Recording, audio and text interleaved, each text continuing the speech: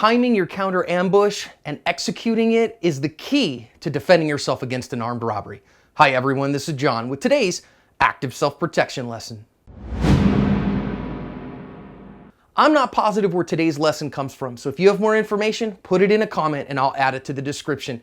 It shows us an armed robbery in progress, that we have an armed intended victim who's going to wait his turn and teach us some important lessons about the timing and about the way that you defend yourself against an armed robber.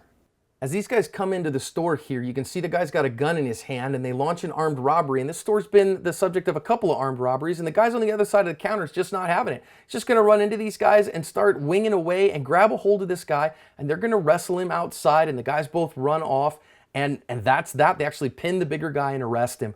That's as fast as it goes. Now let's look here, and I want you to recognize he has a gun in his hand. Now, if you go read the news story, that turned out to be an airsoft gun, but you certainly couldn't have told that in the moment, or we couldn't have told it on the surveillance video. The news story gives us the description there. So this guy decides he wants to go, and if you go again and watch the news story, he said he saw fear in the guy's eyes, and then he somehow recognized that it was airsoft. If you didn't recognize that this was an airsoft gun, this much distance, you'd be a fool to charge an armed robber with a real gun from that kind of distance. Regardless of it being an airsoft gun, he's now charged and closed the distance on him. Now what? You better have some significant empty-handed skills if you're going to deal with two fairly large guys, or at least one of them was a fairly large guy, as an armed attacker. And then you've got this lady who's invested and involved here as well. And if you're going to hold this guy or try to tackle him or keep him for the police, you got to recognize that, number one, that puts you at a lot of risk and a lot of danger. Number two, it's very, very difficult to do. If you've ever tried to honestly subdue somebody, you're going to have a heck of a hard time doing it. When he decides to flee, my suggestion is let him flee,